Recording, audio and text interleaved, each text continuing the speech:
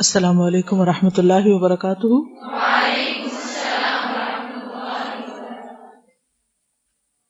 آج ہم پڑھیں گے سیدہ ام منی کے بارے میں۔ نحمدہ ونصلی علی رسولہ الکریم، اما بعد فاعوذ باللہ من الشیطان الرجیم، بسم اللہ الرحمن الرحیم۔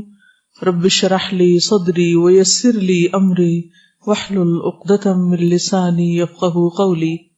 سیدہ ام منی رضی اللہ تعالی عنہا، ان کا نام اسما تھا، والد کا نام عمرو بن عدی، جلیل القدر صحابی سیدنا معاذ بن جبل ان کے بیٹے ہیں۔ یہ بات جو ہے یہ کچھ درست معلوم نہیں ہوتی، کیونکہ ان کے شوہر کا نام خدیج ہے جبکہ معاذ کے والد کا نام جبل ہے۔ ایک اور روایت کے مطابق ام منی جو ہیں یہ معاذ بن جبل کی پھپھو کی بیٹی ہیں۔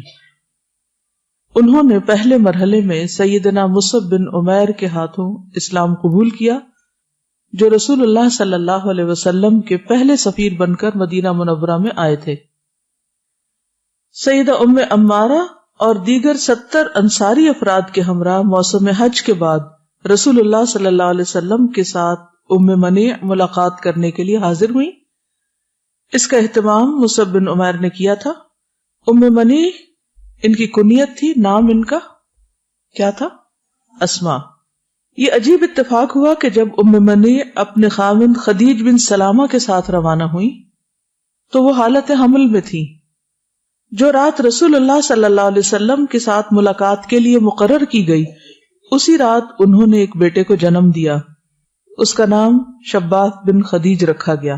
اس واقعے کا تذکرہ علامہ ابن سعد نے اپنی کتاب طبقات ابن سعد میں کیا۔ تو اس سے کیا پتہ چلتا ہے کہ ان کے شوہر کا نام کیا ہے؟ خدیج۔ اور معاذ بن جبل کس کے بیٹے ہیں؟ جبل کے۔ اور معاذ بن جبل کی والدہ کا نام ایک اور روایت میں ہند بنت سہل تھا، ٹھیک ہے، یعنی اسما نہیں تھا بلکہ کیا تھا؟ ہند۔ اس لیے یہاں پر اس بات کی درستگی کر لیجئے۔ اگرچہ الاصابہ میں ان کو معاذ بن جبل کی والدہ بتایا گیا ہے، جو کہ وہم معلوم ہوتا ہے۔ نصیبہ بنت کعب المازنیہ یعنی ام عمارہ فرماتی ہیں، عقبہ میں تمام مردوں نے رسول اللہ صلی اللہ علیہ وسلم کے دست مبارک پر بیعت کر لی۔ عباس بن عبد المطلب رسول اللہ صلی اللہ علیہ وسلم کا ہاتھ تھامے ہوئے تھے۔ جب میں اور ام منی باقی رہ گئیں تو میرا خاوند عرفہ بن عمرو آگے بڑھا۔ یہ کن کے خاوند؟ نصیبہ۔ اور اس نے عرض کیا، اے اللہ کے رسول صلی اللہ علیہ وسلم، ہمارے ساتھ 2 عورتیں بھی آئی ہیں جو آپ کے ہاتھ پر بیعت کرنا چاہتی ہیں۔ رسول اللہ صلی اللہ علیہ وسلم نے فرمایا، میں انہی شرائط پر ان دونوں کی بیعت قبول کرتا ہوں، لیکن میں عورتوں سے مصافحہ نہیں کرتا، ہاتھ نہیں ملاتا یا ہاتھ پر ہاتھ رکھ کر بیعت نہیں کروں گا۔ بیعت کے وقت رسول اللہ صلی اللہ علیہ وسلم عورتوں کے ساتھ مصافحہ نہیں کیا کرتے تھے۔ جب عورتیں شرائط کو تسلیم کرتے ہوئے اقرار کر لیتی تو رسول اللہ صلی اللہ علیہ وسلم انہیں فرماتے کہ اب تم جاؤ، میں نے تمہاری بیعت قبول کر لی۔ اگر ہم غور کریں تو ہم اس نتیجے پر پہنچ جاتے ہیں کہ ام منی انصار کے وفد کے ساتھ بیعت کے لیے عقبہ پہنچی تو اس وقت وہ حمل کی حالت میں تھی، اور اس رات انصار کی جب حضور صلی اللہ علیہ وسلم کے ساتھ ملاقات ہوئی تو انہوں نے ایک بچے کو جنم دیا۔ اتنی تکلیف میں اس موقع پر حاضر ہونا اس بات کی علامت ہے کہ ان کا ایمان نہایت پختہ تھا، اور ان کی یہ دلی تمنا تھی کہ یہ موقع ضائع نہ ہو جائے جس میں انصار کے مردوں اور عورتوں نے اللہ کے کلمے کی سربلندی کے لیے رسول اللہ صلی اللہ علیہ وسلم کا بھرپور ساتھ دینا تھا۔ کیا بات سیکھی؟ کیا سمجھ میں آیا؟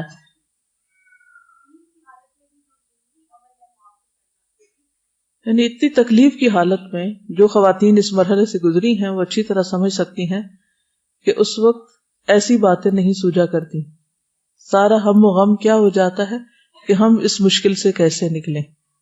تو اس سے کیا پتہ چلتا ہے؟ جو شخص ایسی تکلیف میں، ایسے نازک موقع پر اپنے مقصد کو یاد رکھتا ہے، وہی دراصل تاریخ بناتا ہے۔ عام حالات میں تو بہت سے لوگ دین کی خدمت کرتے ہیں اور عبادت بھی کرتے ہیں، لیکن غیر معمولی حالات میں کچھ کرنا اور اپنے کام پر ثابت قدم رہنا، یہ ایک بہت ہی اہم اور بہت ہی زبردست صفت ہے۔ دین کو ایسے لوگ چاہیے۔ اگر ہم چاہتے کہ دین کی سربلندی ہو تو ایسی قربانیوں کے ساتھ دین کی خدمت کا کام کرنا ہوگا۔ کیا ان کے لیے کافی نہیں تھا کہ مصعب بن عمیر آ گئے ہیں، اسلام قبول کر لیا، بس اب کافی ہے، نماز روزہ کرتے ہیں، گھر میں بیٹھتے ہیں، کیا ضرورت تھی وہاں جانے کی، جبکہ ان کو پتہ بھی تھا کہ یہ کسی بھی وقت بچے کو جنم دے سکتی. پھر بھی اتنا سفر کر کے یہ پہنچی، اور سفر آسان نہیں تھا. مدینہ سے مکہ جانا حج کے موقع پر، اور پھر اونٹوں پہ بیٹھ کے جانا، جو کہ مسلسل ہلا دینے والا، تکا دینے والا سفر ہے. اور پھر وہاں جا کر حضور صلی اللہ علیہ وسلم کی خدمت میں حاضر ہو کر بیعت کرنا، جبکہ ان کے ساتھ صرف ایک اور خاتون ہے جن کے بارے میں ہم نے پیچھے پڑھا ہے، ام عمارہ رضی اللہ تعالیٰ عنہ، کہ کس طرح میدان جنگ میں انہوں نے زبردست کارنامے انجام دیے. استاذہ یہ ہے کہ جس وقت یہ گئی تو ان کے ساتھ عورتیں زیادہ نہیں جا رہی تھی، ان کی کنڈیشن اپنی اور وہ سارا، تو انہوں نے یہ نہیں کہا کہ باقی سب تو نہیں جا رہے، مردوں کا ہی کام ہوگا، ہمارا ہوگا ہی نہیں، ہم کس لیے جائیں، کیونکہ انہوں نے اسٹیپ لیا اور وہ آگے بڑھی. یعنی ایک اور خاتون ہے، کوئی بہت بڑا گروپ بھی نہیں جا رہا کہ جس میں بہت موٹیویشن ہو کہ اتنے لوگ چل پڑے تو میں کیوں پیچھے رہوں، میں بھی چلوں. مجھے یہ بھی فیل ہو رہا تھا کہ ڈٹرمنیشن اتنی زیادہ تھی کہ وہ جو بھی سچویشن تھی ان کی، وہ پھر بھی چلی گئیں.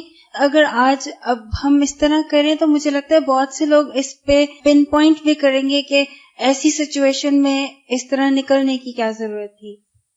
مجھے اچھی طرح یاد ہے جب میں یونیورسٹی میں پڑھاتی تھی تو میری ایک پیلسٹینین اسٹوڈنٹ تھی، تو پیپر تھا اس دن، تو میں ڈیوٹی پر تھی جو انویجیلیشن کی ہوتی، تو وہ جگہ اور وہ اس کا بیٹھنا اور وہ حالت مجھے کبھی نہیں بھولتی کہ میں نے دیکھا کہ وہ ہر تھوڑی دیر کے بعد سر کے نیچے ماتھے پہ ہاتھ رکھ لیتی اور لکھنا چھوڑ دیتی. تو پہلے مجھے سمجھ نہیں آئی کہ کیا ہو رہا ہے اس کو، تو میں قریب گئی، میں نے کہا آپ خیریت سے ہیں، آپ لکھنا کیوں چھوڑ دیتی؟ تو اس نے بتایا کہ اس کو لیبر پین ہو رہی ہے اور وہ اپنا پیپر مکمل کر کے جانا چاہتی ہے. وہ میری اسٹوڈنٹ تھی، لیکن مجھے اس سے اتنی موٹیویشن ہوئی کہ اگر ایک شخص اس حال میں بھی اپنی ذمہ داری پوری کر رہا ہے، اپنا فرض پورا کر رہا ہے، تو باقی لوگوں کو کیا ہے؟ اس کا مطلب ہے کہ یہ ہو سکتا ہے. بہرحال اس کے بعد الحمدللہ الہدا میں ایک نہیں کئی ایک ایسی مثالیں سامنے آئیں کہ لوگ یہاں سے ہاسپٹل گئے سمیت میرے ایک جو میرا آخری بچہ الہدا کے شروع ہونے پر پیدا ہوا. مجھے معلوم تھا کہ اب اگلے چند دن میں نہیں پڑھا سکوں گی، تو لاسٹ ڈے پہ میں نے 3 رب تیسرے سے پارے کے پڑھائے ایٹ اے اسٹریچ، صبح سے لے کر چھٹی تک، کہ جتنا آج پڑھا سکتی ہوں پڑھا دوں، کیونکہ وہ پہلا بیچ تھا، کیسٹس وغیرہ کچھ نہیں تھی اور نہ ہی کوئی اور ابھی تیار تھا کہ وہ میری جگہ لے سکے اور پڑھا سکے. لہٰذا میں یعنی کہ مزید آئندہ چند دنوں کا سبق پڑھا کر وہاں سے پھر میں ہاسپٹل گئی، اور میں خیر اتنی شدید پین میں تو نہیں تھی، لیکن آثار ظاہر ہو چکے تھے کہ کل نہیں پڑھا سکوں گی. تو الحمدللہ اس کے بعد کئی ایک بچیوں نے آخری وقت تک کام کیا.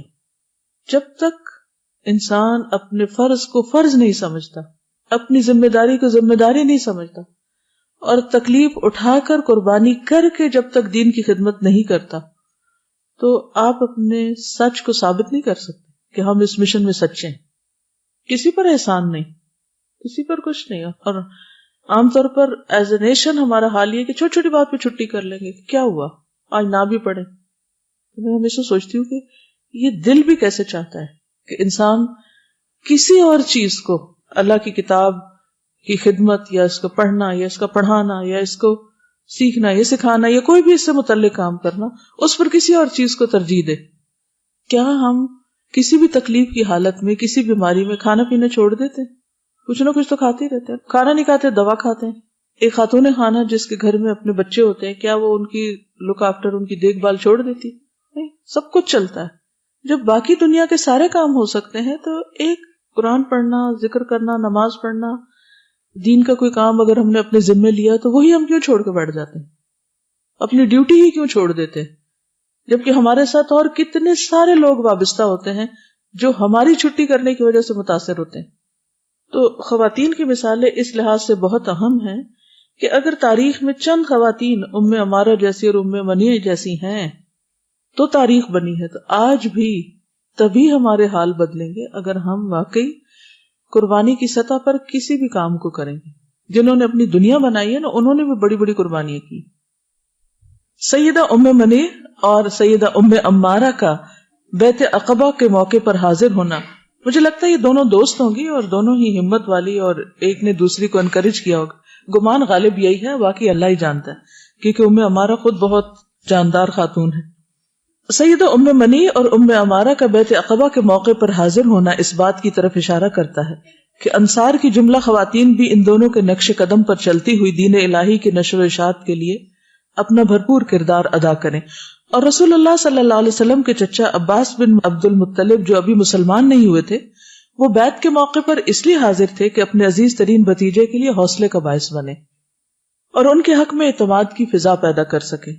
جب سب لوگ بیٹھ گئے تو سب سے پہلے عباس بن عبد المطلب بولے، فرمایا اے خاندان خزرج، یاد رہے کہ مدینہ میں 2 مشہور قبیلے آباد تھے، ایک کا نام خزرج اور دوسرے کا نام اوس تھا، انصار مدینہ ان دونوں قبیلوں میں سے تھے۔ یہ بیچ میں جملہ معترضہ ہے، تو انہوں نے کہا اے خاندان خزرج، یہ کس کو کہہ رہے ہیں؟ جو بیعت کرنے والے افراد تھے۔ دیکھو محمد صلی اللہ علیہ وسلم ہماری قوم کے ایک معزز فرد ہیں، یہ یہاں رہتے ہوئے ہر طرح سے محفوظ ہیں، اگر تم انہیں اپنے ہاں لے جانا چاہتے ہو تو ان کی حفاظت کی ذمہ داری لینا ہوگی، اگر تم یہ ذمہ داری ادا نہیں کر سکتے تو بہتر ہے انہیں یہیں رہنے دو، یہ اپنی قوم میں رہتے ہوئے ہر طرح سے محفوظ ہیں۔ راوی کہتا ہے کہ ہم نے عباس بن عبد المطلب کی باتیں سن کر کہا، جو آپ نے کہا وہ ہم نے سن لیا، اے اللہ کے رسول صلی اللہ علیہ وسلم، اب آپ بات کریں، آپ خود اپنے لیے اور اپنے رب تعالیٰ کے حوالے سے ہم سے اپنی پسند کے مطابق ضمانت طلب کریں۔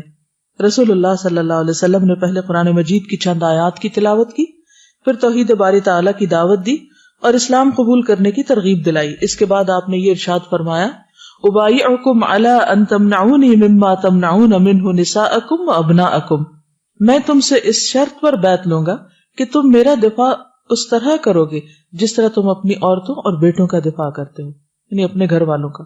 سیدنا براء بن معرور نے رسول اللہ صلی اللہ علیہ وسلم کا ہاتھ پکڑتے ہوئے کہا، مجھے قسم ہے اس ذات کی جس نے آپ کو حق دے کر بھیجا ہے، ہم آپ کا دفاع اسی طرح کریں گے جس طرح ہم اپنے بچوں کا دفاع کرتے ہیں۔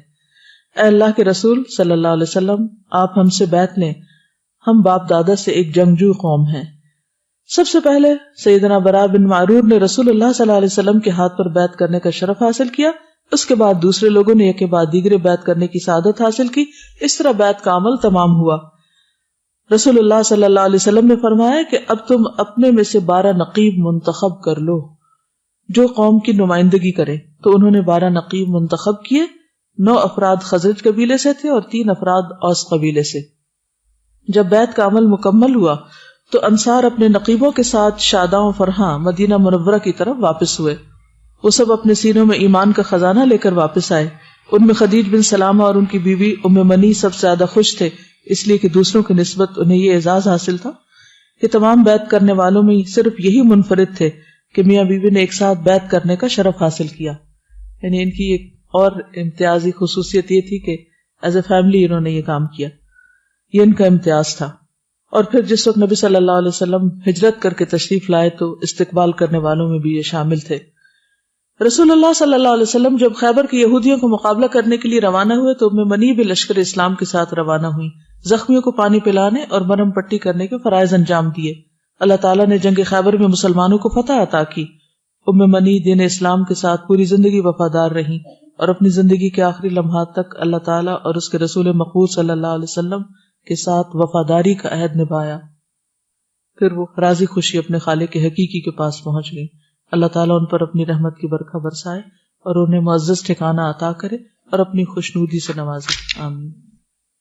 نیکسٹ بھی چیپٹر ہم پڑھیں گے، یہاں پر رک کر اگر آپ میں سے کوئی کچھ کہنا چاہے تو موسٹ ویلکم، پھر اس کے بعد آگے چلیں گے۔ میں یہ سوچ رہی تھی کہ ام منی پہ یہ فرض نہیں تھا کہ وہ پریگننسی کی حالت میں نکلیں، لیکن آپ دیکھیں ہمارے اوپر کوئی رسپانسبلٹی ہوتی ہے نا تو ہم لمٹ تک جا کے اس کو کرتے ہیں، کبھی وہ ایکسٹرا مائل نہیں جاتے، کیونکہ ہم لوگ سمجھتے ہیں کہ ہمارے پہ نہیں ہے فرض تو پھر ہم کیوں کریں، لیکن کئی دفعہ ہوتا ہے کہ اللہ تعالیٰ وہ ایک ایکسٹرا مائل دے کے ہی ہمارا نام تاریخ میں لکھ دیتا ہے، اور شاید اسی ایکسٹرا مائل کی وجہ سے اللہ تعالیٰ قیامت کے دن ہمارے درجے بلند کر دے، بخشش کر دے۔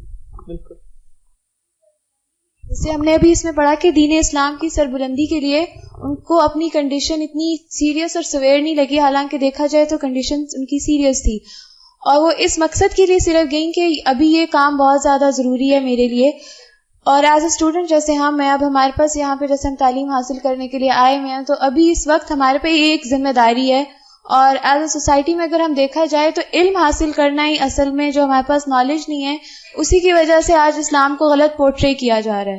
تو اس کی سربلندی کے لیے آج ہمیں علم حاصل کرنا ہمارے لیے بہت ضروری ہے. لیکن جیسے ہی ہمارے اوپر کوئی چھوٹی سی بھی پرابلم یا پریشانی آ جاتی ہے تو ایک جو جملہ ہے ہمارے میں بہت زیادہ عام ہے, وہ یہ کہا جاتا ہے کہ صحت پہلے ضروری ہے. اور وہ مسئلہ اتنا سیریس نہ بھی ہو تو اس کو کہہ کے وہ آپ کو واقعی سوچنے پہ مجبور کر دیتے ہیں کہ ہاں واقعی میں یہ نہیں کر سکتی.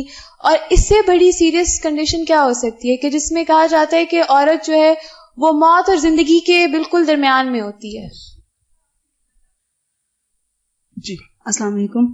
استاذہ ہم نے دیکھا نا کہ ہر موقع پہ ان کی مطلب شمولیت ہے, جنگ خیبر کے موقع پہ بھی اور جب آپ صلی اللہ علیہ وسلم مدینہ آئے تب بھی. تو یعنی یہ لوگ ہر کام میں آگے ہوتے تھے, یعنی کسی خاص موقع پہ نہیں. ہمارا یہ ہوتا ہے کہ ایک وقت میں ہم قربانی کر لیتے ہیں اور پھر اسی کو کافی سمجھ لیتے ہیں کہ ہم نے فلاں وقت میں بڑی قربانی دی تھی. نیکیوں کی تلاش میں رہتے ہیں. استاذہ اس میں سے 2 پوائنٹ مجھے بہت امپورٹنٹ لگ رہے ہیں. ایک تو یہ کہ ان کے سامنے اس طرح کی پہلے کوئی مثال موجود نہیں تھی کہ جس کو فالو کرنے کے لیے ان کو ایک اسٹرینتھ ملتی کہ یس یہ ہوتا ہے اور مجھے کرنا چاہیے, اور ان کو یہ حق لگا اور حق کے لیے انہوں نے پھر نہیں دیکھا کہ کیا کوئی مثال ہے یا نہیں. اور دوسرا جو مجھے فیل ہو رہا ہے کہ ان کے اندر بہت شوق اور رغبت تھی, کیونکہ شوق جو ہوتا ہے وہ ہر مشکل اور ہر رکاوٹ کو عبور کرنے کا حوصلہ ہمیں دیتا ہے. تو یہ 2 امپورٹنٹ پوائنٹس مجھے اس میں لگ رہے تھے. جزاکم اللہ خیرا. سبحانک اللہم و بحمدک اشہد ان لا الہ الا انت استغفرک و اتوب الیک. السلام علیکم و رحمۃ اللہ وبرکاتہ.